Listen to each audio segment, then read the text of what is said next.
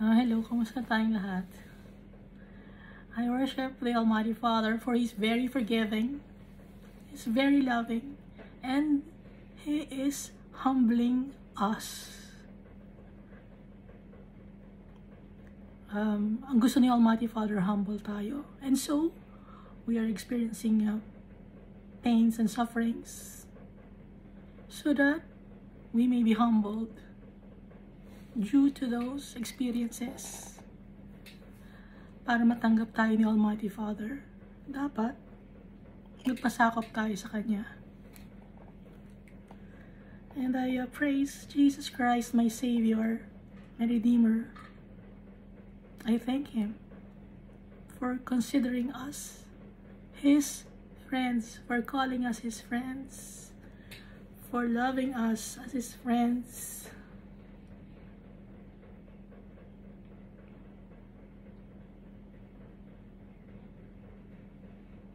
So yung mga walang mga kaibigan dyan,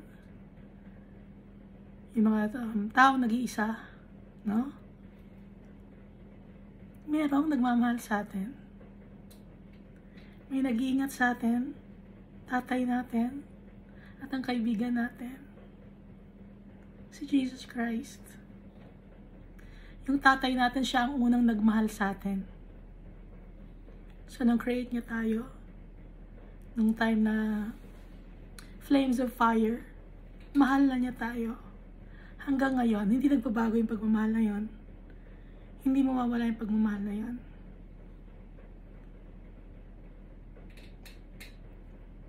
At mahal din tayo ni Jesus. He laid down His life for His friends. We are His friends. May isa akong religious leader na napakinggan dati. Sabi niya, hindi raw natin friend si Jesus. Hindi na ako sa kanya nakinig. Sinungaling. Kasi nakalagay sa Bible, friend. Sabi ni Jesus, friend niya tayo. Mali yung sinasabi noon, pastor yun eh. Ewan ko ba kung pastor yun, hindi ko alam eh.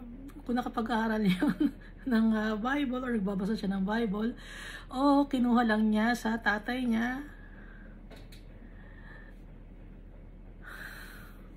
Sa tatay niya na nagtayo ng sariling organisasyon, sariling denominasyon.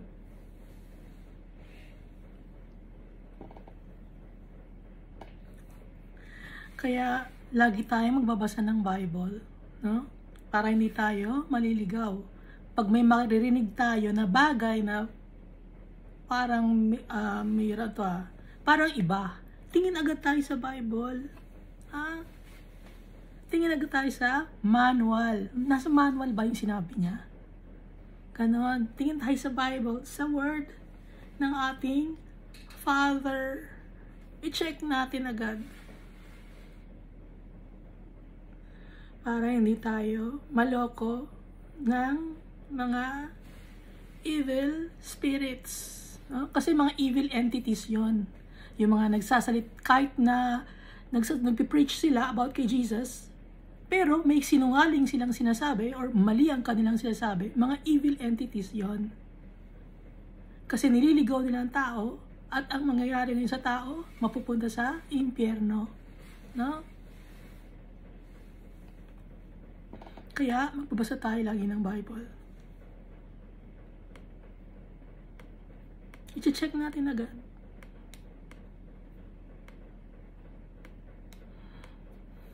Kaya nahihirapan ako mahanap yung kasama ko. Meron pa ako isang preacher na napakinggan. Foreign preacher siya or pastor. Mukhang okay naman yung sinasabi niya. Kaso nga lang, sabi niya si Jesus ay siya yung Lamb of God. Tama yon. Si Jesus yung ating Redeemer. Tama yon. Si Jesus ang light of the world. Tama yon. Pero may mga binabanggit siya, light of the world, dahil para siya sa mga astronomer. Nagbanggit ang astronomer, ay hindi na. Kasi pag binanggit yung astronomer or astronomy, no? I-check mo sa Bible, paano ba ginawa ang mundo ni Almighty Father? Kung paano ginawa ni Almighty Father ang mundo, kung ano ang itsura sa Bible, yun ang paniniwalaan ko. Kahit sabihin ninyo na meron ng mga recording or merong website na ma-check mo yung mundo, madali nang ma-manipulate ang mga pictures, ang mga videos since 1960s pa.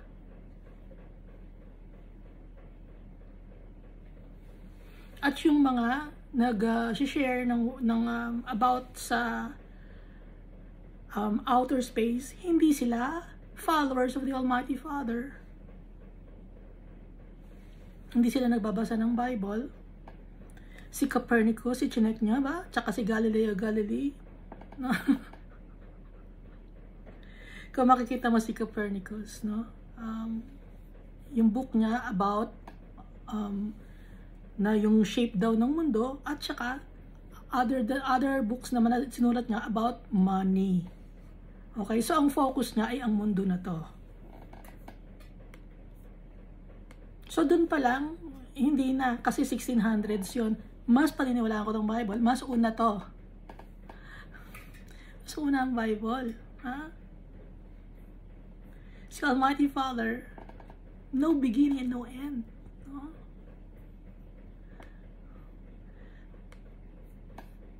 Subok na si Almighty Father.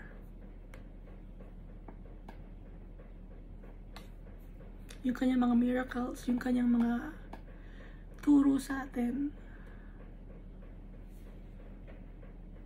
Yung mga dito sa Bible na nangyari sa totoong buhay. Dahil totoo ang Bible.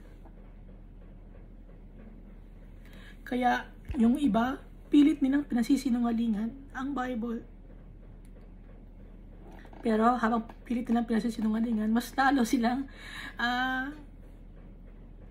naniniwala kay Almighty Father. Merong isang tao, no, gusto niyang i-debunk ang Bible na hindi totoo si Almighty Father, hindi totoo si Jesus Christ. Anong nangyari?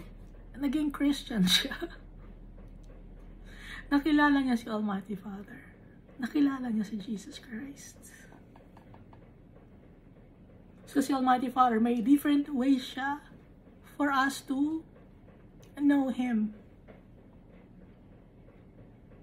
Bawat isa sa atin, iba-iba ang pinagdadaanan sa buhay. Bawat isa, iba-iba ang way kung paano ni Almighty Father tinatawag at kung paano niya in-introduce ang sarili niya.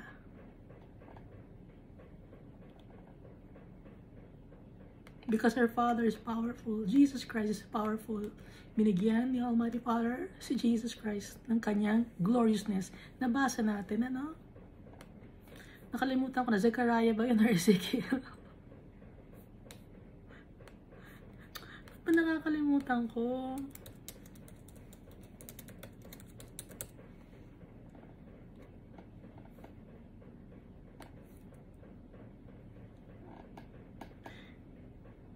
Ezekiel.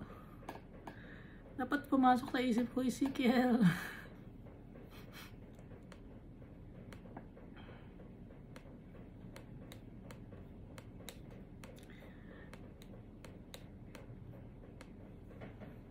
Kung napapansin niyo, no, sometimes naisip ko na nasasaktan kayo or ayaw ninyo ng mga naririnig nyo pag nanonood kayo ng video natin.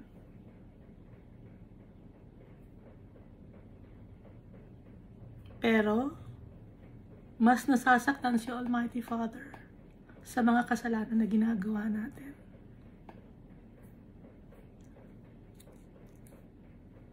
Kaya masusundin ko yung tatay ko. Matagal na siya nag-aantay.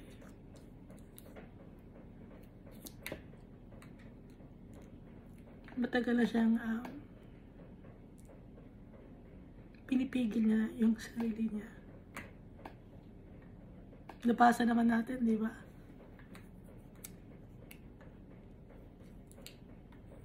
Matagal na siyang nasasaktan.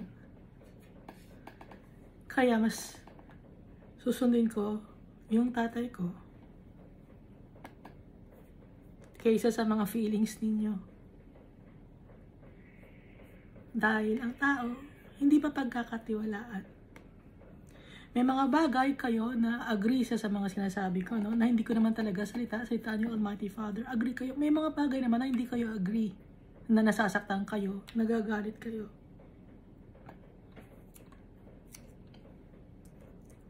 Pero kung yun ang nasa Bible, so bakit ako magsasabi ng hindi nasa Bible? Mapapagalitan ako ni Almighty Father.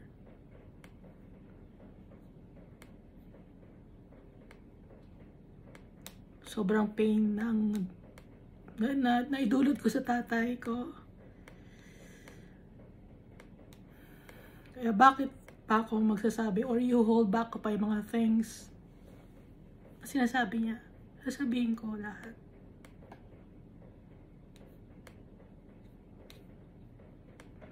Ibinigay ng Almighty Father sa atin lahat-lahat. Pero ang ginaganti natin, unfaithfulness, rebelliousness.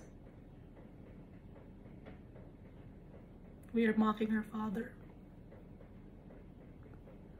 So it's about time for us to respect our Father. Acknowledge Him. Give glory to the Creator of heaven and earth. Worship Him. He is our priority. Dahil tayo, prioritize tayo ni Almighty Father. Every day, chine-check niya tayo. Pinapadala niya yung kanyang mga tao, mga tauhan or mga servants. Yung mga nakatingin sa atin, hindi natin nakikita. The servants of the Almighty Father. At nagre-report sila kay Almighty Father. Kahit alam ni Almighty Father ang ginagawa natin, nagre-report pa rin sila. Yun yung mga servants ni Almighty Father. Yung kanyang mga angels. Kaya yung mga angels, servants din ni Almighty Father, hindi natin dapat sila sinasamba. Ang mga tao, servants din ni Almighty Father, hindi natin dapat sinasamba kahit yung mga namatay na. O yung sinasabi nyo na nagbilagro, hindi dapat sinasamba. Dahil wala silang power. Ang power na kay Almighty Father, na kay Jesus Christ.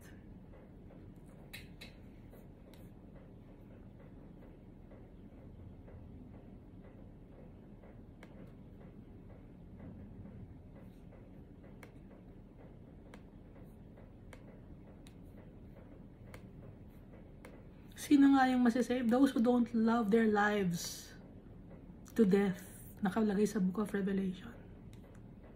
Bakit ganun ang sabi sa Book of Revelation? And those who don't love their lives to death.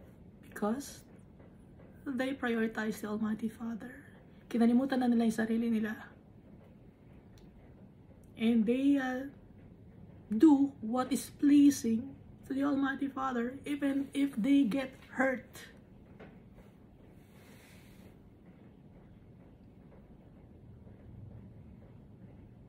Mas gusto nila mapasaya si Almighty Father. Yun ang mga makakasama ni Almighty Father in heaven. Kaya ganun dapat tayo.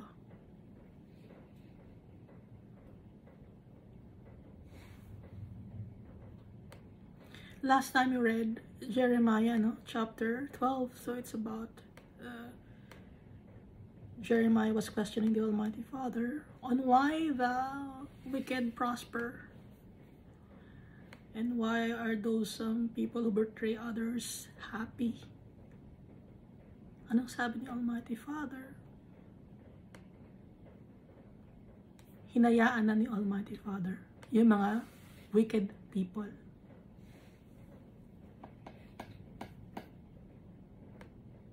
Kaya malungkot si Almighty Father. I have forsaken my house. I have left my heritage. Binigay na sa kaaway. So, ngayon, may mga taong mayayaman dito sa mundo. Earthly possession, richness, no? but they are not followers of Christ.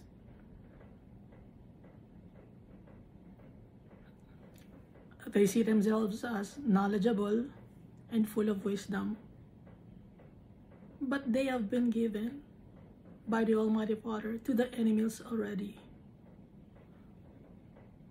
because of their wickedness and stubbornness.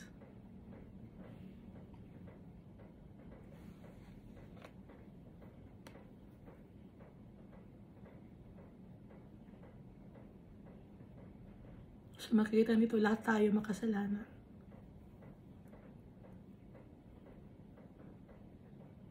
At ang nakakapag-destroy, nakakapag-contribute sa pagkaka-destroy ng vineyard or ng mga plantation, tayo, no? Tayo yung kinoconsider na mga vineyard ng mga halaman, no? Ang nakakapag-contribute na ma-destroy ay ang mga shepherds or pastors. I-check nyo. Many, madami, hindi some, kundi many rulers have destroyed my vineyard. Hindi, some rulers have destroyed my vineyard. Hindi, many, madami. Kaya hindi natin ngayon alam kung sino ang totoo. Paano natin malaman ang totoo? Titingin tayo sa Bible. I-check natin kung ano yung sinasabi ng leader. Kung nakikita na niya na, teka muna, bakit puro prosperity ang inanashare nito? Hindi niya ba alam na ang inheritance, ang true treasure ay si Almighty Father? At si Jesus Christ? At hindi madali makapunta sa langit? Hindi ba niya naisipin? Kung may mga tanong kayo na ganun, alis na kayo doon, hanap kayo ng ibang shepherd, true shepherd, or true leader that the Lord God has assigned. Ang dami kasi ngayon ng mga denomination, ang dami na ng mga congregation, hindi mo na alam ang pipiliin mo. At kanya-kanya sila ng turo.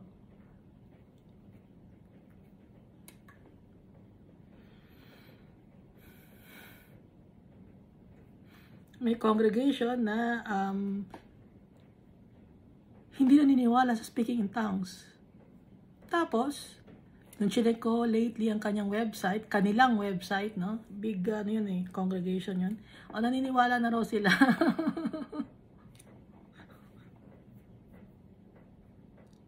But they don't practice it. They believe in the speaking in tongues, but they don't practice it. It's a dead church. Pag wala ang Holy Spirit, it's a dead church. Parang yun ay, alam niyo yung AI, no? Artificial intelligence, parang ganun lang. Ibibigay sa'yo yung Bible, i-share sa'yo, tapos, after, wala, dapat, nasa sa atin ang Holy Spirit, kung magbabasa tayo ng Bible, because, it symbolizes, the presence of our Father in Jesus Christ. At kahit masakit, tatanggapin natin. Dapat nandun ang Holy Spirit. Kailangan natin ng Holy Spirit. Ang presence ni Almighty Father. Ang presence ni Jesus Christ. Hindi dahil sa maganda lang ang pinupuntahan ninyo. Ito na kasi mukhang pinagpapala sila dahil ang laki ng building nila. Mukhang blessed na blessed sila. Hindi ganon. Tandaan natin, yung si Jesus, nag-share siya ng Word of God. Sinashare niya si Almighty Father, the love of the Creator to the people. Saan si Jesus nagtuturo? Minsan sa ilalim ng puno. Minsan sa gilid ng Jordan River. Hindi organized religion or organized denomination sa Jesus Christ.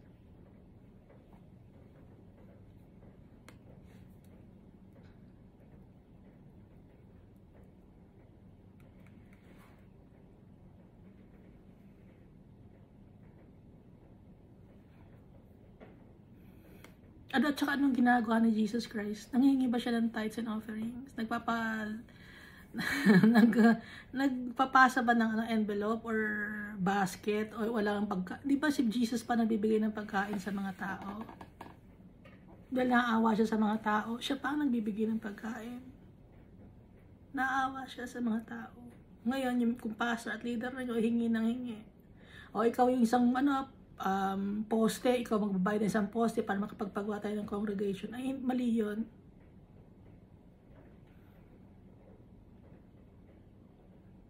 Gusto yun ng tao, ng pastor nyo o ng leader nyo ng prestige and honor. Mali yun. Hindi ganun si Jesus Christ. Kaya lagi natin titingnan si Jesus Christ. Ano ba ang ginawa ni Jesus Christ? Marami bang alahas si Jesus Christ? Gucci ba ang sapatos ni Jesus Christ nung or sinelas niya? Mamahalin ba? Kasi may nakita akong pastor. Gucci ang sapatos.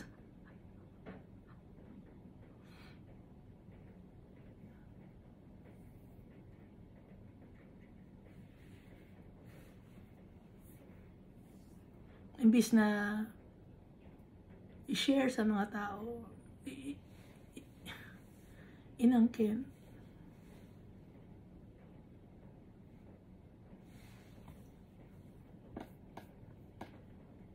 Napakasimple ng buhay ni Jesus Christ. Napakasimple ang buhay ng mga apostles.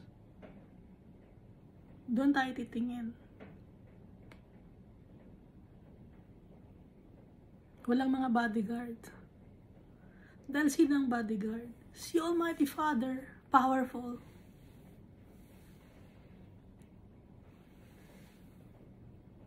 At gusto ko lang ipaalala, si Jesus Christ, hindi siya gwapo, hindi siya attractive. Pag nakita siya, di ba binasa natin sa Isaiah, pag nakita siya, hindi siya mapagkakamalang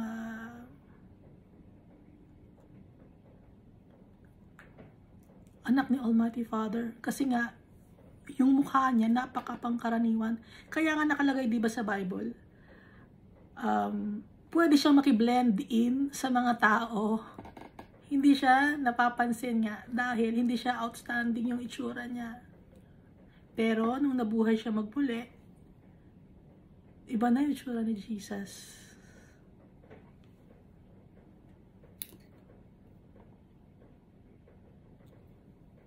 Kaya tayo, anak tayo ni Almighty Father. Sa ngayon, hindi maayos ang itsura natin. Darating ang oras. Yung gloriousness ni Almighty Father, makikita sa atin.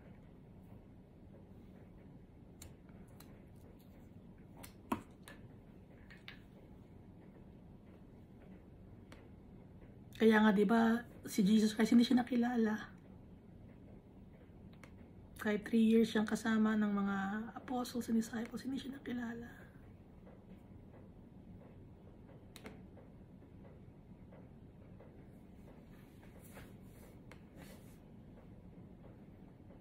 Oh, yung mga pictures na naman, yung mga pictures na meron kayo tsaka mga statue, hindi yan si Jesus Christ. Nasasaktan ba kayo pag sinasabi ko? Hindi talaga yan eh. Kaysa man magsinungaling ako sa inyo, oo, hindi yan si Jesus Christ.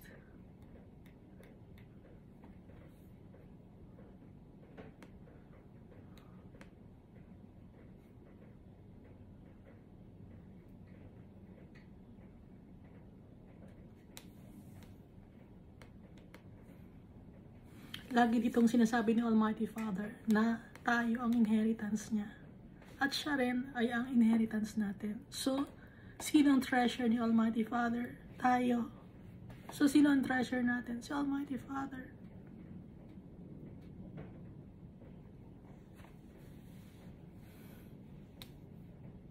Kaya wag na kayo maghangad pa ng corona sa langit. Naghahangad pa ba kayo ng corona sa langit? Ang corona natin, si Jesus Christ. Siya ang daladala natin. Kaya yung mga nagsasabi na may physical crown pa na madadala sa langit, walang gano'n. Hindi pa ba sapat sa inyo si Almighty Father at si Jesus Christ? At naghahangad pa kayo ng physical crown?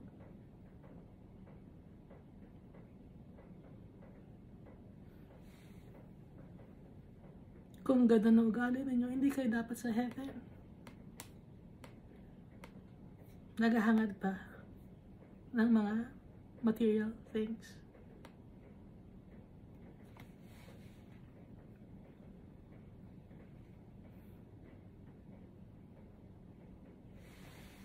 Dito na tayo sa Jeremiah chapter 13.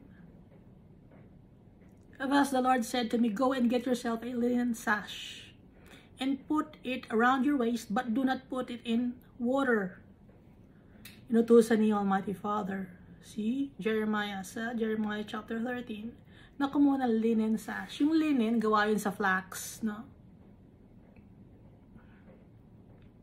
Yung flax, halaman yon. So yung dahon niya or yung stalk niya pwedeng gawing pag-drinayin mo yun, yung mga hibla pwedeng anong tawag doon, i-weave para maging tela, no? Marunong na mag-weave sila na to, at gawing sash.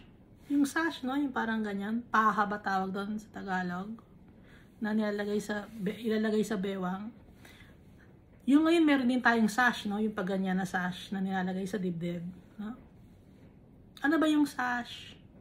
Bakit may sash yung mga tao? Di ba sa mga beauty contest, yung sash, representative ka, parang honor, may badge of honor ka, parang ganon. Or kung general ka, meron kang iba-ibang mga kulay dito na nakalagay kung sa military ka. Kung ano ka naman, kung sa martial arts naman, belt naman yon, na kung mataas na yung ranking mo sa belt, naka-black belt ka na, black belter ka na, hindi ka na yellow belter, or meron pink belter, black belter ka na, minsan expert ka na, no? Ito naman, ang inutos ni Almighty Father kay Jeremiah ay sash, isuot niya sa kanyang waist, pero wag lalaban at wag ilalagay sa tubig. Kaya ang ginawa ni Jeremiah, so I got a sash according to the word of the Lord and put it around my waist. And the word of the Lord came to me the second time, saying, take the sash that you acquired, which is around your waist, and arise, go to the river Euphrates and hide it there in a hole in the rock. So habang suot-suot ni Jeremiah yung sash, matagal niyang suot-suot yon, okay? And then kinausap rin siya ni Almighty Father after some time na yon.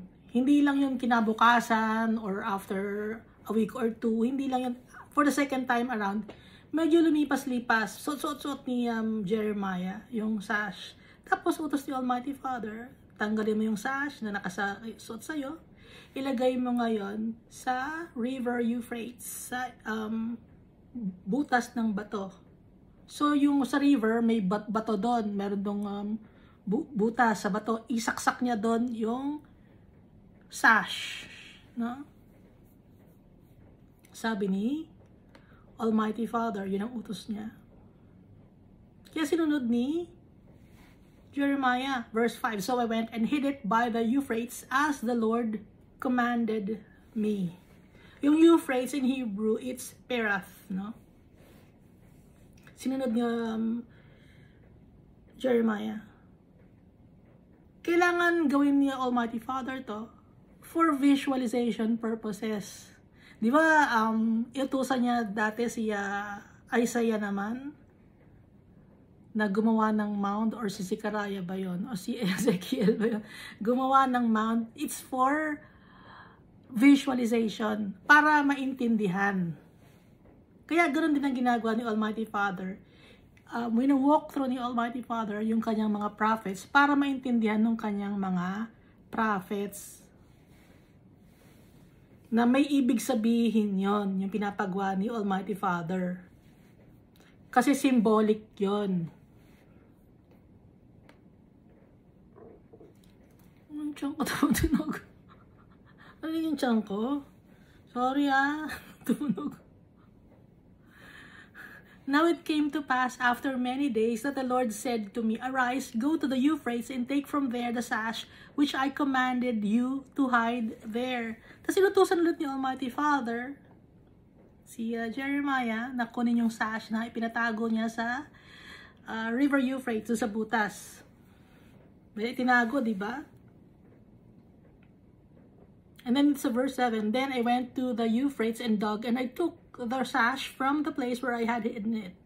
And there was a sash ruined. It was profitable for nothing. Ano nangyari sa sash?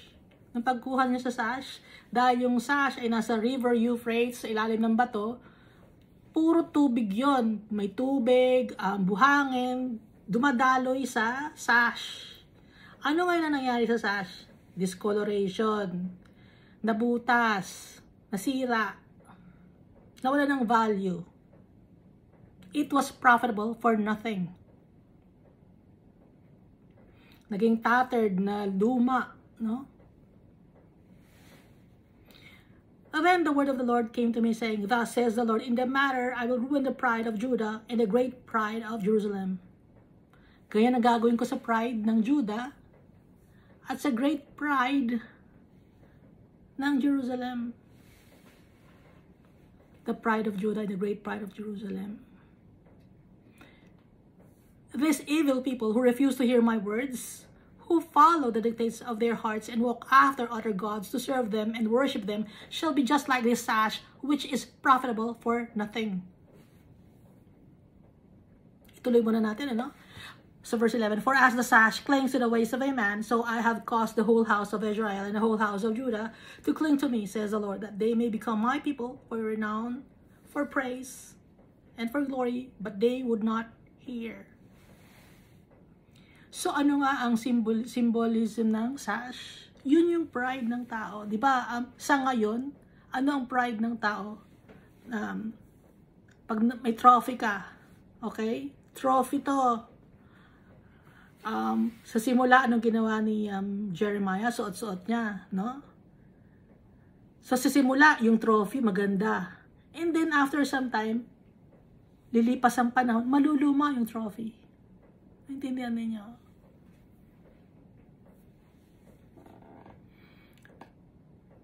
Yung iba naman, pag-graduate ka, may Medal of Honor ka, no? O tuwan-tuwa, sineselebrate ka ng mga tao. After some time, magdudwindle na yung celebration, mawawala na yon. Ano na mangyari sa medal? Maluluma na rin. Sa ngayon, sineselebrate ka ng tao dahil sa iyong achievements. May accolades ka, no? Pero after some time, anong mangyayari? Mawawala yon.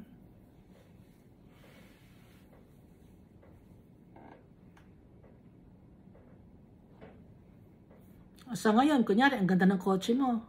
Sineselebrate mo, sobrang proud ka. After some time, naluluma ang kotse mo. Wala na, hindi ka na ikaw ang naka-brand new car. Iba na ngayon. Yung education mo, ikaw ang pinakamatalino dati. Magaling sa school. Dumaan ang panahon, tumanda ka na, may mas magaling pa sa'yo. Ikaw dati ang pinakamaganda sa buong bayan. Pinakagwapo sa buong mundo. Ha? Ikaw na dati. Dumaan ang panahon, natanggal na yung kagwapuhan mo. Natanggal na yung kagandahan mo na pinagmamalaki mo.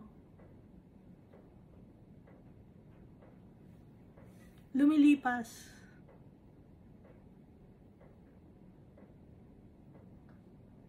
Lahat ng bagay naluluma, nawawala ng value.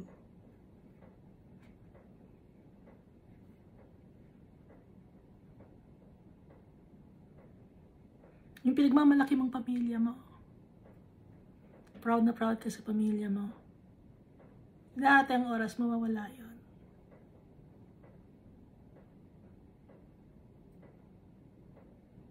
Ibebetray ka nila. Iiwan ka nila. Yung mga kaibigan mo na pinagmamalaki mo, na sineselebrate ka, mawawala rin yun. Tatanda rin sila. Mag-uunahan kayo sa grave, no? Lahat. Lumilipas. Ganun ang buhay ng tao. So, sino ang hindi lumilipas? Sino ang hindi nawawala? Sino ang magandang investment? Si Almighty Father. Dati no, yung congregation mo, madaming umattend. Tuwan-tuwa ka, daming nakikinig sa'yo. Dumating ang oras, may ibang congregation na sumulpot. Hindi na umattend sa'yo, lumipat na sa iba. At yung congregation na pinagawa mo, lumuwang. Dati siksikan, wala na. Pinagmalaki mo yung congregation mo. Dahil hindi naman talaga yun ang plano ni Almighty Father. Ang gusto ni Almighty Father, quality, quantity number no, of people. Yung quality ang gusto ni Almighty Father. Not the quantity. Quality.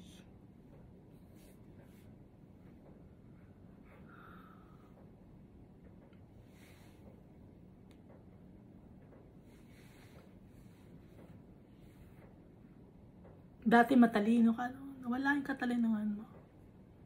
Lahat nawawala. Ang hindi nawawala yung tatay natin, hindi nagbabago.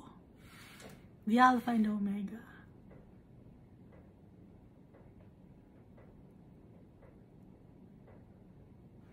Kaya kung meron man tayong ipagmamalaki, yun na yung ipagmamalaki natin yung tatay natin.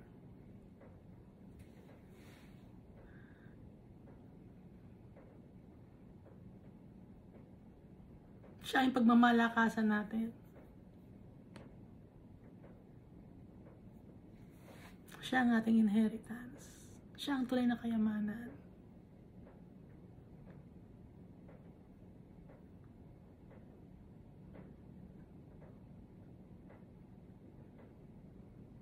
Through investment, hindi ka malulugi. Anong mangyayari? Lalago ng lalago. Nakalagay, di ba? Sinabi ni Jesus sa parable of the 10 minas or minas ba yun? Nabasa niyo ba yun? Yung parable of the 10 minas? At kung sino yung meron, mas madadagdagan pa ng blessings. Blessings upon blessings upon blessings. Kung sino yung wala, yun pa ang tatanggalan. Lalong mawawalan. Dahil kung nasa sayo si Almighty Father, lahat na ng blessings ibibigay sa'yo dahil kasama si Almighty Father. Pero kung wala si Almighty Father, lahat ng sayo, mawawala yun. At may tatapong ka sa lake of fire. No hope in the future.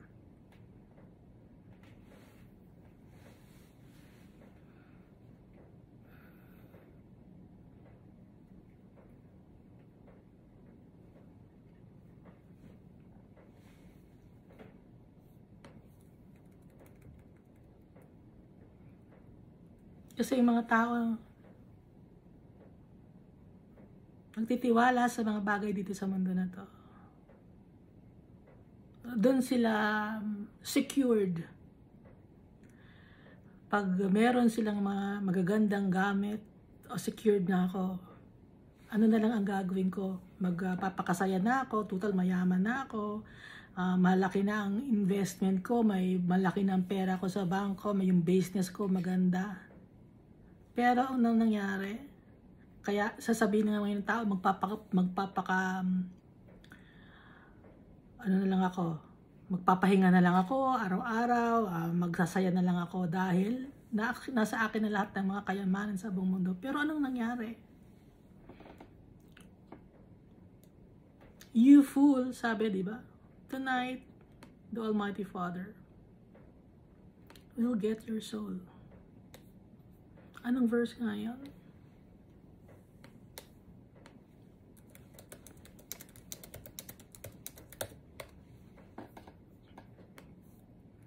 Parable of the Rich Fool, Luke chapter 12.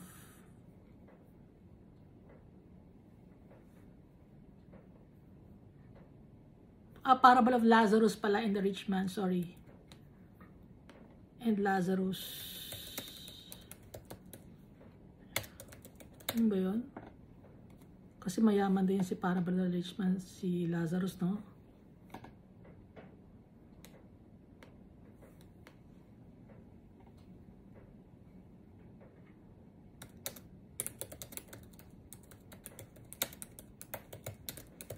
Eat, drink, and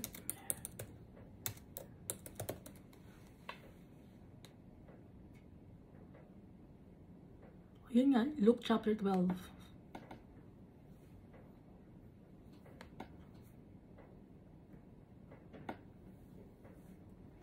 And he told them this parable. The ground of a certain rich man yielded an abundant harvest. He thought to himself, what shall I do? I have no place to store my crops.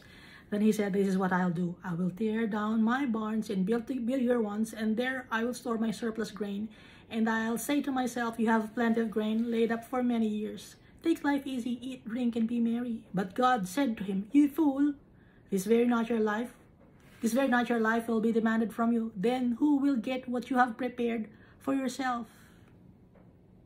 This is how it will be with whoever stores up things for themselves, but is not rich toward God. Kaya dapat maging mayaman tayo kay Almighty Father. Store up riches in heaven, not riches on earth.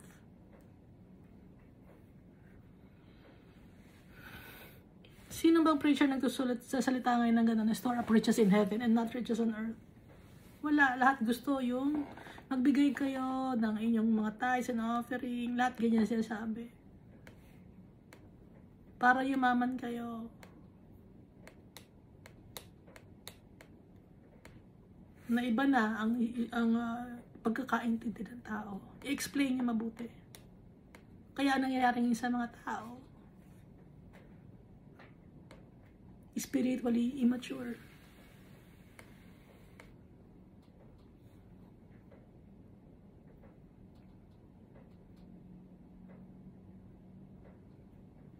Dito naman tayo sa verse 12, no? Therefore you shall speak to them this word. Thus says the Lord God of Israel, every bottle shall be filled with wine. And they will say to you, do we not certainly know that every bottle will be filled with wine? Sabi ni Almighty Father, sasabihin ni Jeremiah sa mga tao, every bottle shall be filled with wine. Tapos yung mga tao naman itatanong, hindi ba namin alam na talagang ang bote ay puno ng wine? Sa verse 13, then you shall say to them, thus says the Lord, behold, I will fill all the inhabitants of this land, even the kings who sit on David's throne, the priests, the prophets, and all the inhabitants of Jerusalem, with drunkenness. So ano yung every bottle shall be filled with wine? Yung bottle symbolizes people at punong-puno sila ng wine, yung mga tao. Pag puno ng wine ang mga tao, lasing, no? Kaya anong mangyari sa ngayon sa mga tao? Dito sa verse 13, drunkenness. Sino ang mga bottle na yon? Ang mga bottle na yon ay ang mga kings who sit on David's throne, or mga rulers, or sa ngayon government officials. The priests, or the preachers, or the pastors, or the religious leaders, and the prophets. Wala akong kilalang prophet ngayon, puro mga false prophet na nakikita ko sa internet, no? And all the inhabitants of Jerusalem, lahat ng tao, with drunkenness. Ano ba yung drunkenness? Lasing. Tinagalog lang natin lasing. Lasing saan? Lasing sa mga bagay dito sa mundo. Lasing sa power. Lasing sa kayamanan. Lasing sa kasikatan. Pag lasing ka, alam mo yung ginagawa mo. Pero, hazy. Pero alam mo, it's a mirage, pero ng totoo, na parang hindi, pero totoo. Pero, unprofitable. Walang mangyayari pag lasing ka. Kasalanan lang ang mangyayari sa'yo. masisira ang buhay mo. Di ba ganon? Ano kasi, lasing kasi kami nun kaya nangyari yun. Nasira ang buhay.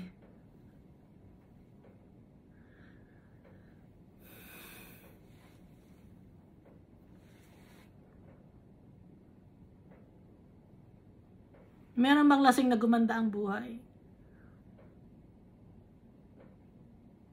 Nagkaroon ng fatty liver. O, ganon, lasing. Naluto yung atay. Literal yun, Ito naman, drunkenness. Masama din. Lasing sa mga bagay na unprofitable. Walang kwenta.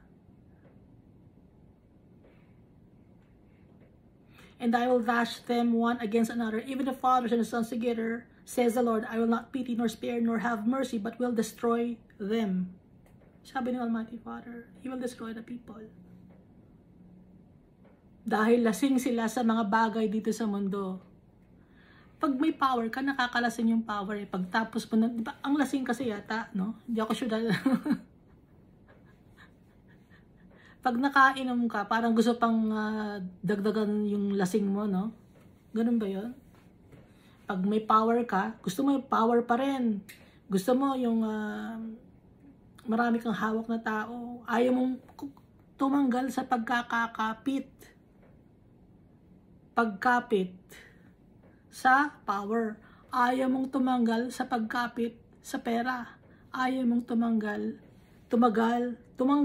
or matanggal or maalis sa pagkapit sa karangyaan, kasikatan. Kaya pag nawala ang sikat mo, gusto mo gagawa ka ulit ng bagay para sumikat ka, na ganon yan sa internet. Kailangan makagawa ako ng bagong pampasikat para hindi mawala yung aking kasikatan, yung aking pagiging famous. O ganon. Iba naman, kailangan makagawa ako ng madaming pera para laging marami akong pera. Yung iba naman, kailangan tatakbo ulit ako sa eleksyon. Or yung mga religious leaders, kailangan marami tayo makuha mga niyan. Tyson offering, may quota tayo, ha.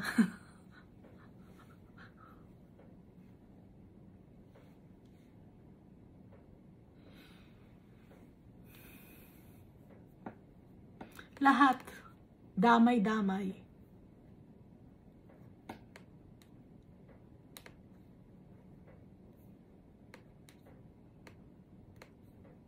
Tapos, pag hindi kayo nakakuha ng pera, sabihin nyo, magpapaawa kayo ngayon sa mga tao.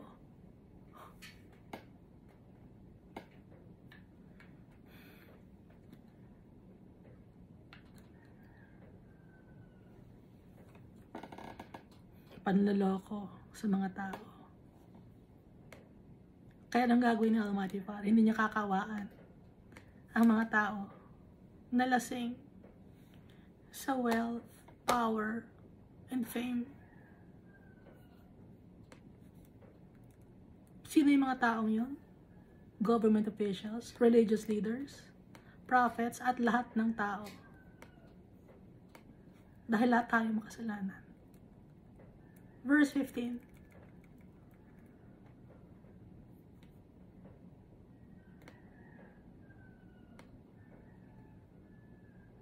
Hear and give ear. Do not be proud, for the Lord has spoken. Huwag maging mayabang.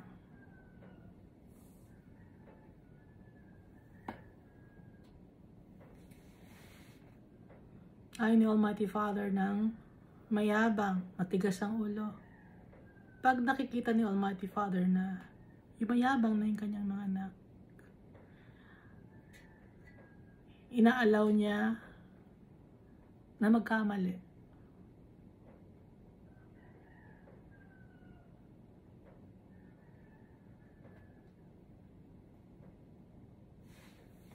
Para humingi tayo ng tawad at magpakumbaba sa Kanya.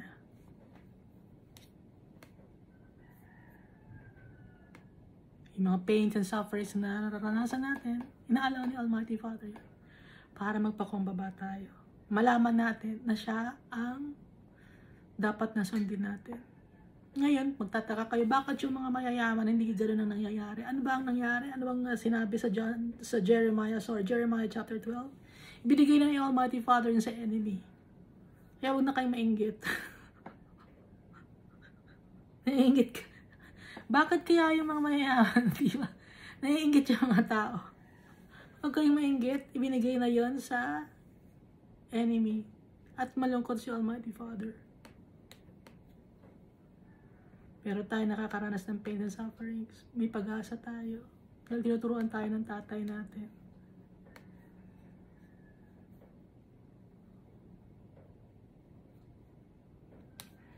Verse 16, give glory to the Lord your God before He causes darkness and before your feet stumble on the dark mountains. And while you are looking for light, He turns it into the shadow of death and makes it dense darkness. Lahat tayo dapat we give glory to our Father. Kahit ano ang ginagawa natin.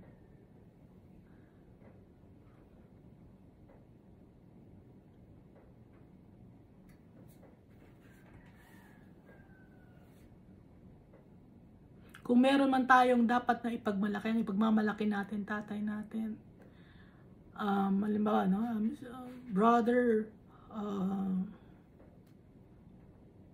ang ganda nung ano mo ng suot mo ngayon. Pasalamat ako kay Almighty Father. Bigay sa akin ni Almighty Father to. Nagpapasalamat ako sa kanya, blessing niya to. Maganda yung trabaho mo ngayon. Talaga, nagpapasalamat ako kay Almighty Father. I glorify His name. He has given me a good job.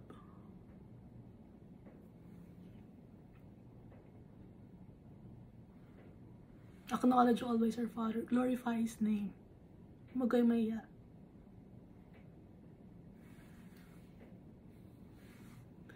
Dito sa 1 Corinthians chapter 10 verse 31, therefore, whether you eat or drink or whatever you do, do all to the glory of God. Lahat. Kahit kakain, iinom, or anong gagawin. Lord, nagpapasalamat ako, Lord God, na normal yung function ng katawan ko, no? Tumutulog yung tiyan ko. Papasalamat ako kay Almighty Father, no? Kasi may tiyan pa ako, ganon. Lord, nagpapasalamat ako kahit hindi maganda yung mga kamay ko. May kamay ako, nagpapasalamat ako dahil gawa mo to. Kahit hindi maganda yung kamay ko sa paningin ko, sa paningin mo, Lord, perfect. Dahil ikaw ang gumawa nito.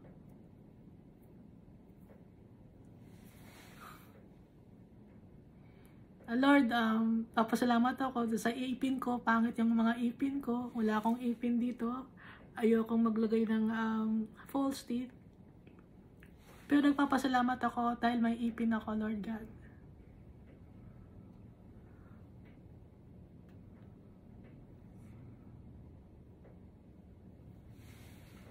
Lahat.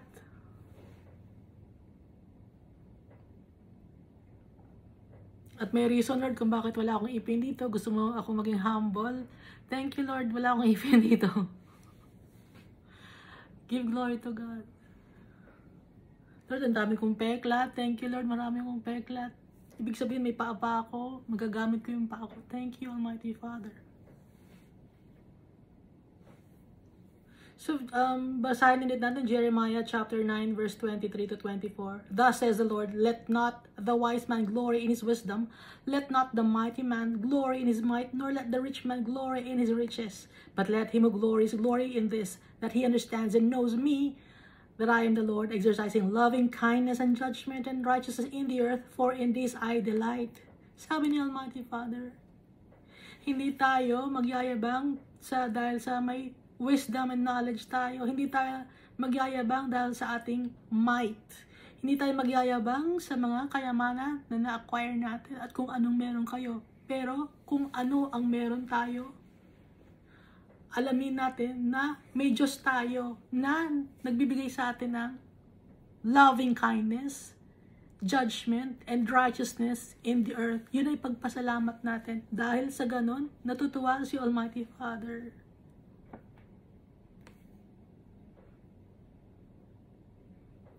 Naintindihan natin.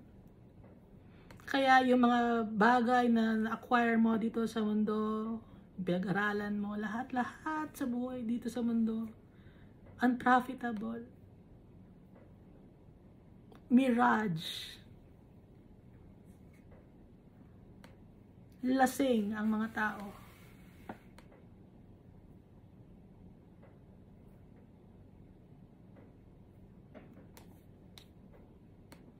Dito na tayo, no, sa verse 17. But if you will not hear it, my soul will weep in secret for your pride.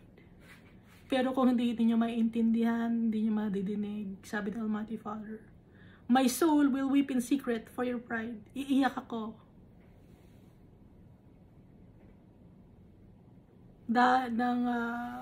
Tago.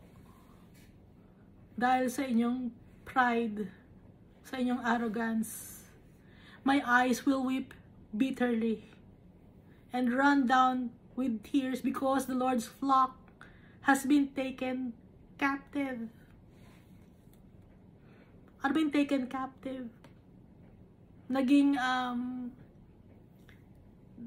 nakabad na sa kasalanan, bondage of sin. Naging prisoner na ng sin.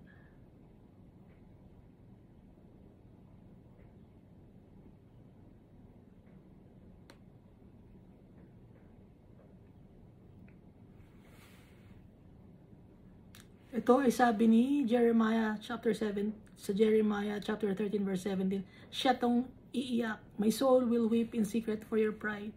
My eyes will weep bitterly and run down with tears because the Lord's flock has been taken captive. Affected din si Jeremiah.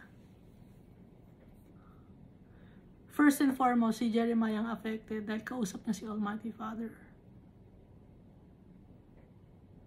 Pinaparamdam ni Almighty Father kay Jeremiah lahat sa mga prophets, pinaparamdam ni Almighty Father para ma-explain ng mga prophets sa atin, para maisulat dito sa Bible. Ngayon, yung mga prophets ngayon na nagsasabing prophet sila, puro mga comedian. Hindi totoong prophet yun. Mga sinasabi wala sa Bible. Hindi totoong prophet yun.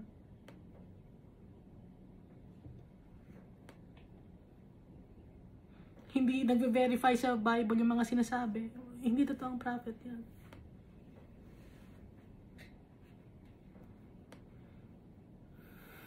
Verse 18. Say to the king and to the queen mother, humble yourselves, sit down, for your rule shall collapse, the crown of your glory. Sabihin sa mga leaders, no? King and the queen mother, magpakumbaba, umupo at magpakumbaba, dahil ang rule or anong rule sa Tagalog? Basta rule, shall collapse. Pati yung gloriousness mo, yung corona ng yung glory, mawawala. The cities of the south shall be shut up, and no one shall open them. Judah shall be carried away captive, all of it. It shall be wholly carried away captive. Ano yung cities of the south? Di ba ang north is heaven? So yung cities of the south, ano yun? Tayo yun. Nations, mundo, mga cities, mawawala, yung government masisira. It will be demolished and torn down, and no one can recover from it. It will cease to function as a society, no? As a society, hindi na magiging society, magkakagulo-gulo. So, ang cities of the north, mundo. Dahil alam ni Almighty Father kung ano ang shape ng mundo. Ha? Dahil kung ang pabase ninyo ay yung itinuro sa school. Yung itinuro sa school na shape ng mundo, hindi nyo maiintindihan ng Bible dahil iniligaw na kayo ni Satanas. Balik tayo sa old path. Ano yung old path? Tingnan niyo sa Book of Genesis. Para maintindihan yan natin yung sinasabi ni Almighty Father sa Bible. Kaya may mga preachers and pastors hindi nila naiintindihan ito dahil sinira na ni Satanas yung mind natin. Bumalik tayo ngayon sa dati. Genesis, Exodus, Leviticus. Back to basics. Tapos aralin natin ulit.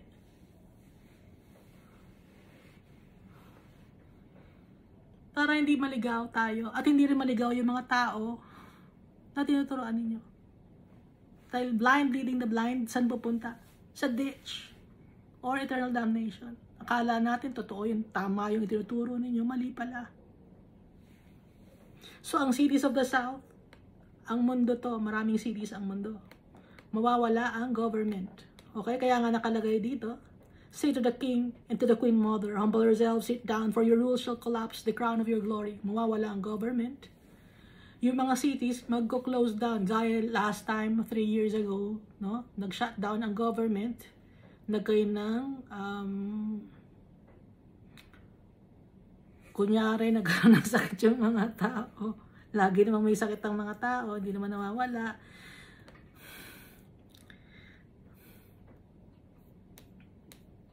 Okay?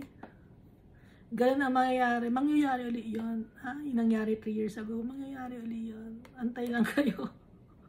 Ayaw na nyo na bang mangyari yun? I-allow ni Almighty Father at mangyari yun.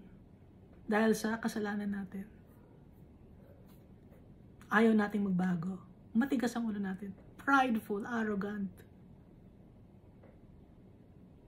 Mahilig sa chismis, slandering.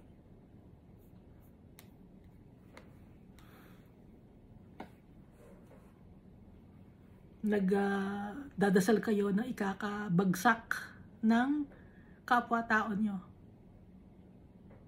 Kasalanan yon. Huwag kayong gano'n.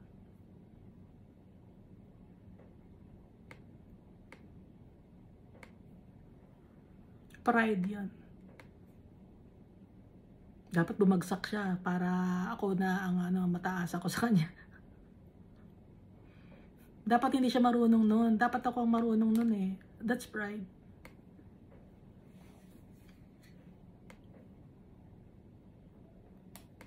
Bakit niya alam yung Bible? Ba't ako hindi ko alam to? Ako nakapag-aral lang madami sa Bible. Ilang years ang ginugol ko para maaralan ko ang Bible.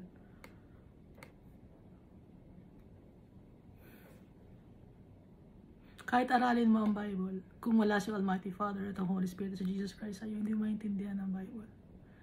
Maintindihan natin ang Bible pag nasa sa atin si Almighty Father, Jesus Christ, and the Holy Spirit. Verse 20. Lift up your eyes and see those who come from the north. Where is the flock that was given to you? Your beautiful sheep. Tumingin sa itaas. Lift up your eyes. Ano ba yung lift? Itaas yung mata, tignan. Ano, pag tumingin ka sa taas, those who come from the north. Ano yung come from the north? From heaven. Itatanong ngayon sa'yo, where is the flock that was given to you? Your beautiful sheep. Asa na? Yung ipinagkatiwala sa'yo.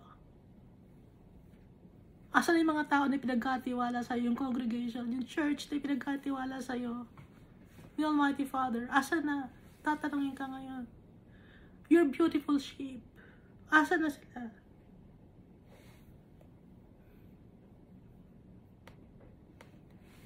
Ngayon natin maintindihan to.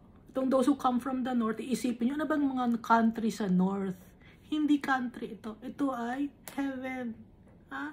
Kasi nga, mali ang pagkakaintindi ninyo sa kung ano ang shape ng mundo.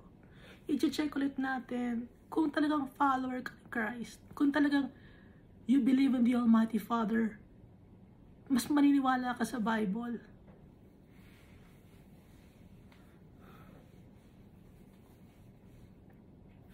Verse 21, what will you say when he punishes you? For you have taught them to be chieftains, to be head over you. Sabi ni Jeremiah, tumingin ka sa north, sa itaas. Ano, asan na yung mga flock na ipinagkatiwala sa'yo? Ano nang sasabihin mo pag pinarusahan ka? Dahil ikaw yung nagturo, di ba? Ikaw yung maging head, leader, to be head over you, to be chieftains, to be head over you. Will not pangs seize you like a woman in labor? Masakit yun, no? Asa na? Ano nang sasabihin mo pag pinarusahan ka ni Almighty Father? Tinuruan mo sila maging chieftains to be head over you. Will not pangs seize you like a woman in labor? Mamimilipit ka sa sakit. Sa shamefulness.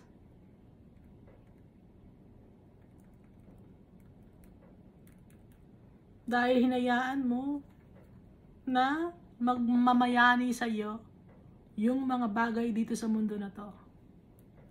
Imbis na ikaw ang maging leader, nakisali ka sa paghahabol ng kayamanan, ng fame, and power. Pantay-pantay na. Hindi ka na leader. Nakisali ka na din. And verse 22, and if you say in your heart, why have these things come upon me? For the greatness of your iniquity, your skirts have been uncovered, your heels made bare. Ano na sasabihin mo sa iyong puso, na nasa puso mo? Bakit nangyari sa akin to?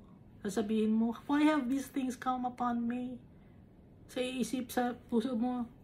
Anong ang sagot dito? For the greatness of your iniquity, ang laki ng kasalanan mo. Ngayon, dahil sa kasalanan mo, your shamefulness will be uncovered. Yung kahihiyan mo, iba-broadcast. Mawawalan ka ng mukhang hiharap sa tao.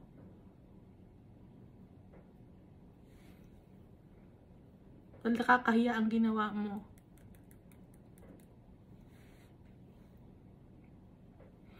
Can the Ethiopian change his skin, or the leopard its spots? Then may you also do good who are accustomed to do evil.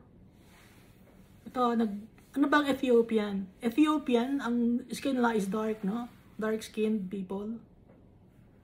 O baka sabihin nyo, ay racism yan, Bible racism. Ethiopian. Hindi racism to, walang malis. Ha? Kasi kaya lang naman nagkakamalis dahil sa mga tao, maliciousness, no? Gusto lagi ng mga politically correct words. Bakit kailangan ng politically correct words? Dahil nga sa malisyoso ang tao. Ngayon, kung wala tayong malisyoso, lahat sa Bible, hindi man malisyoso o nasa Bible, ang malisyoso ang isip ng tao. Ang mga tao, dahil ang puso ng tao madumi. Okay? Verse 23, can the Ethiopian change his skin, or the leopard its spots? Kaya bang ng Ethiopian na mag-iba yung kanyang kulay ng balat? Or yung leopard, matanggal yung kanyang spot? Then, may you also do good who are accustomed to do evil. Ngayon, kayo, gagawa ba kayo ng kabutihan, pero sanay kayong gumawa ng kasamaan? Kasi naka-ingrained na sa inyong being yung kasamaan, paggawa ng kalokohan, paggawa ng wickedness. Habit na.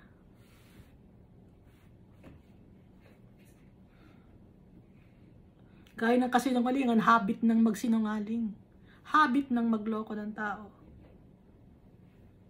Sanay na sanay.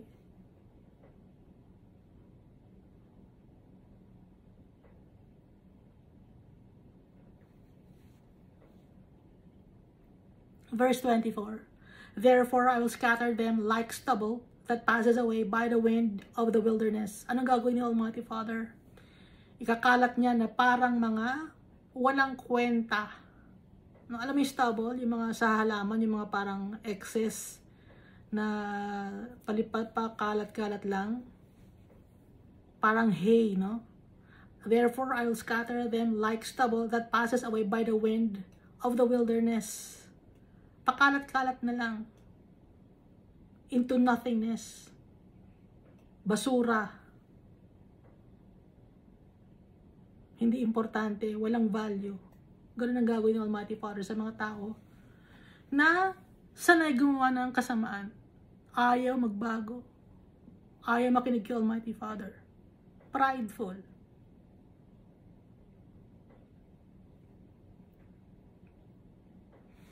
Verse 25, this is your lot, the portion of your measures from me, because you have forgotten me and trusted in falsehood. Ito ang mangyayari sa inyo. Ito ang yung portion.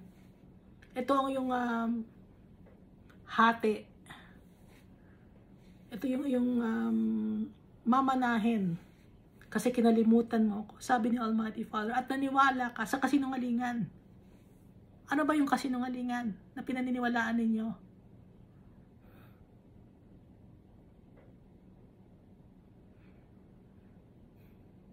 Kaya para mawala yung kasinungalingan na pinaniniwalaan ninyo, magbasa kayo ng Book of Genesis kung paano create ni Almighty Father ang mundo. Doon mag-uumpisa yung kasinungalingan eh.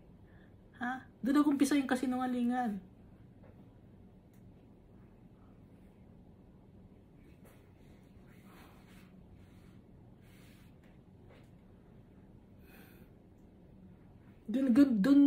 Doon inumpisahan ni Satanas yung kasinungalingan. Yung mundo, pinaikot yan, Big Bang Theory yan. Doon nag-umpisa yung kasinungalingan eh. You trusted in falsehood.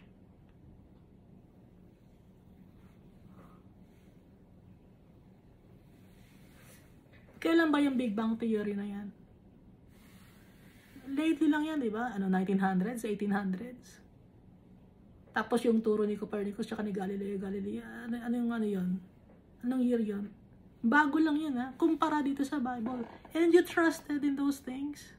Dahil tinuro sa school? Dahil ba pagkakatiwalaan? Bakit si Almighty Father hindi ba mapagkakatiwalaan?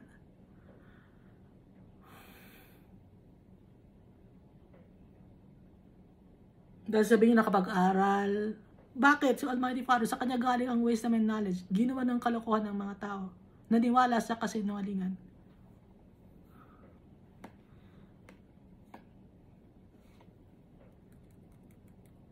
At gustong-gusto nyo ng kasinungalingan. Dahil kasi kayo, sinungaling din.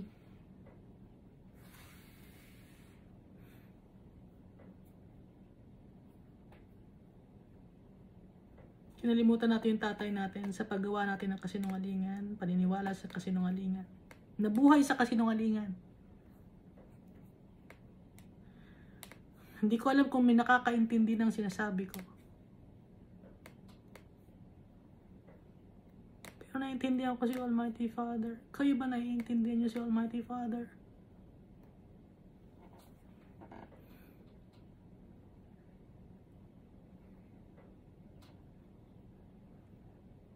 Nireject natin yung tatay natin dahil naniwala tayo sa kasinungalingan. Kahit isang kasinungalingan naniwala tayo. Nireject natin yung tatay natin. Hindi tayo nagtiwala sa kanya.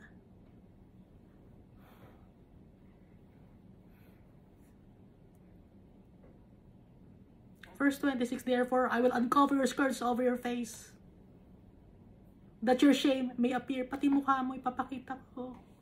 You will be shameful of your ways. Lahat ilalabas ko yung mga kasinungalingan na pinaggagawa mo. Sabi ni Almighty Father. Kasinungalingan ng mundo na to. Dahil ni-reject natin si Almighty Father, kinalimutan natin siya, naniwala tayo sa mga turo sa atin sa school na kontrolado ng mga evil entity.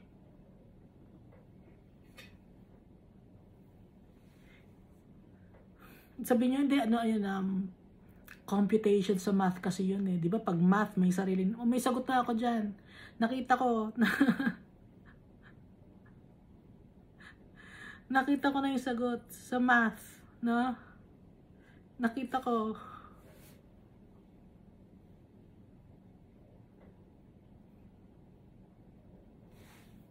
May kasalingalingan din pala sa math.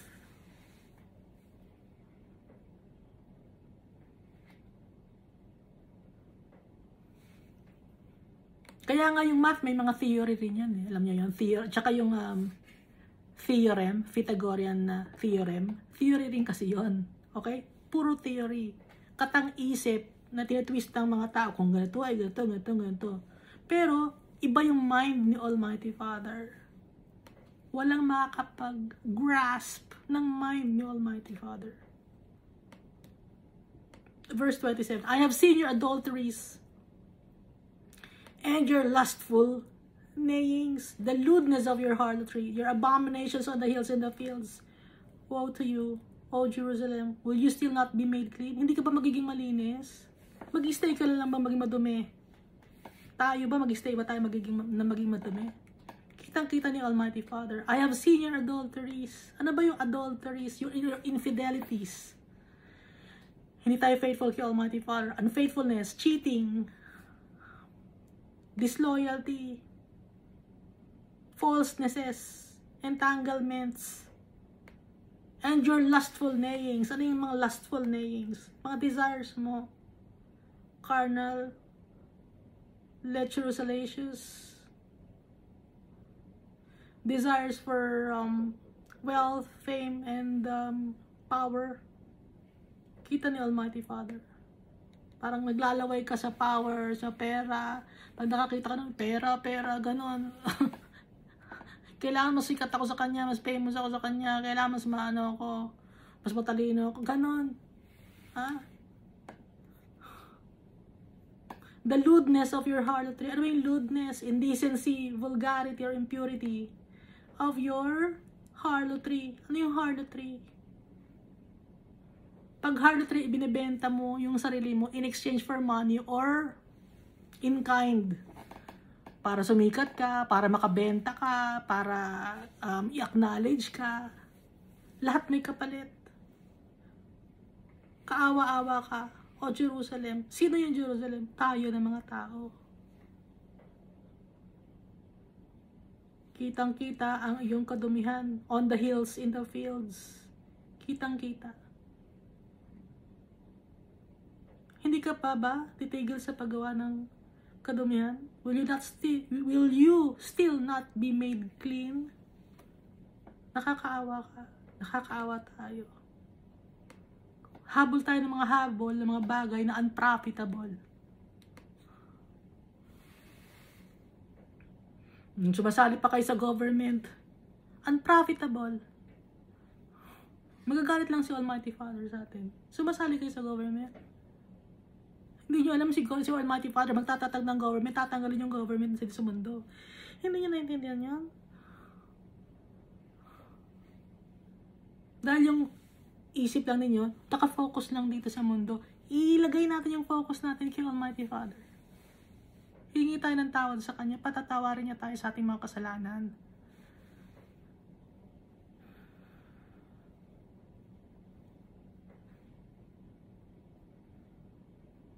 Ako rin makasalanan ako, pinapatawad din ako ni Almighty Father sa mga kasalanan ko. Pare-pareho tayong makasalanan. Pare-pareho tayong may pagkukulang. Hindi pa ba tayo magigising? Halos araw-araw na tayo nagbabasa. Halos araw-araw. Araw-araw na talaga. Nagbabasa tayo. Kayo ba araw-araw ba kayo nagbabasa? Hanggang kailan? Hanggang kailan tayo laging ganito? Hindi magbabago? Ha? Gaya na nakalagay dito sa Bible. Ito. So, last verse. Will you still not be made clean? Alam ni Almighty Father. Tapos na ang mundo na to kay Almighty Father. Done deal na. Tayo na lang. Inaantay. Decision natin. Tayo. Titigil ba o hindi? Kasalanan. Titigil ba sa paghangad sa mga bagay dito sa mundo o hindi? I-focus ba natin ang mata natin kay Almighty Father at kay Jesus Christ at sa Holy Spirit o hindi? Kalimutan ninyo yung religion ninyo. Kalimutan ninyo yung denomination ninyo. Ang importante si Almighty Father. Siya. Focus kay Almighty Father. Jesus Christ and Holy Spirit. Ang Bible. Salita ni Almighty Father. Dahil isa-isa tayong haharap kay Almighty Father. Isa-isa tayong mananagot sa mga ginagawa natin. Hindi tayo by group. Ito yung leader namin. Isasalpak namin. Dahil siya ang may kagagawan ng lahat. Hindi niya pwedeng gawin yon. Ito yung leader namin, Mariang Tinoro. Ito po siya po. Para rin kayong si, ano yun, no? Yung nanunuro, laging, wala may kasalanan, siya may kasalanan, mali ang turo niya eh. O hindi, responsibility niyo rin yun, to know the truth. Isa-isa tayong haharap kay Almighty Father.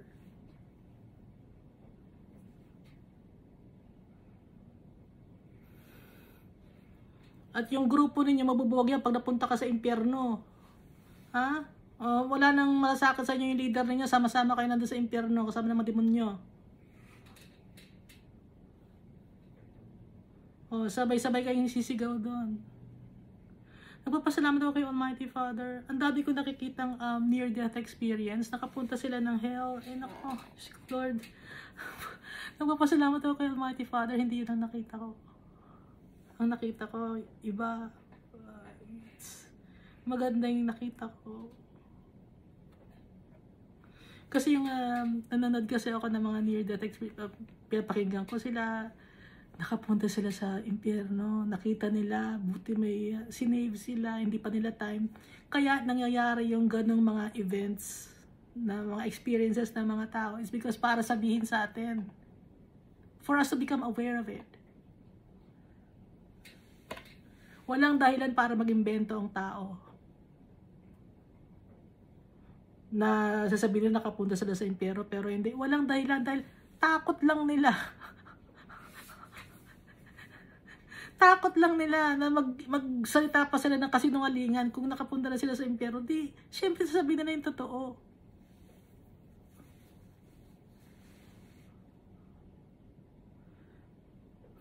Nababago ang buhay ng mga tao, ng mga nakaka-experience ng ganon. Nalalaman nila yung may buhay after this life on earth.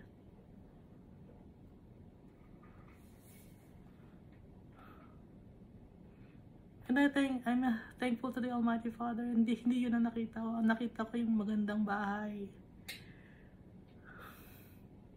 Magandang city. Na crystal na makinang. Na matataas ang mga bahay. Pero malayo ako. Pero ang tataas para mga castle.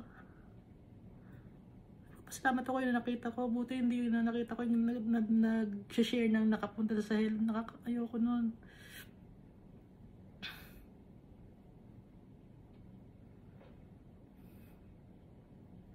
Manood kaya kayo ng mga ganun para matakot kayo.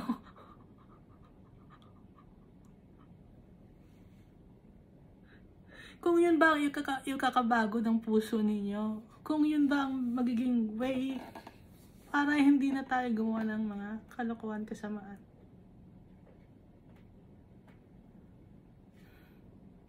Mahal tayo ng Almighty Father, ayaw niya tayo mapunta doon. Kahit isang soul, ayaw niya man tayo mapunta doon. Pero dahil sa matigas ang ulo natin, our Father has no choice. Kasi hindi niya pwedeng makasama yung mga tao na madudumi. Dahil si Almighty Father, malinis siya. Yung amoy sa impyerno, mabaho. Amoy sulfur, hindi ka makakahinga. Kay Almighty Father, iba. Mabango si Almighty Father, mabango. Malinis.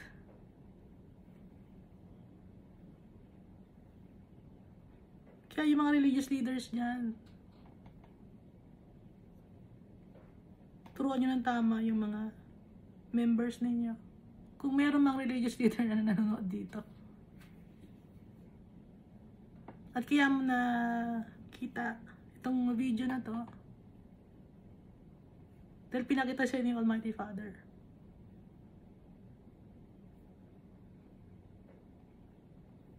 Dahil sa pagmamahal niya sa ating lahat. Pati ako, araw-araw din ako tinuturuan ni Almighty Father.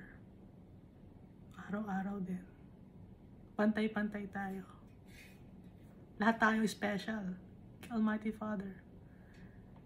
Kaya tayo yung kanyang treasure. Ingat si Almighty Father sa atin. Pero tayo, ang gusto natin, laging tumalon sa putikan.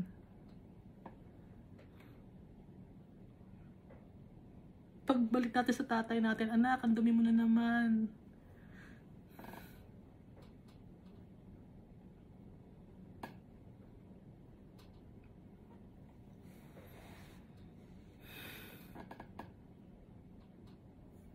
Yung mga religious leaders niya nagkakasala rin sila. Dahil tao sila. Lahat ng tao. At kailangan natin lahat si Jesus Christ para ma-save tayo. Walang exempted.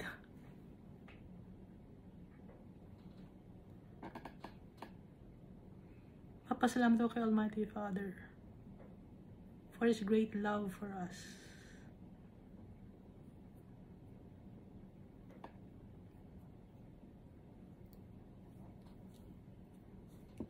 Hindi tayo papabayaan ni Almighty Father.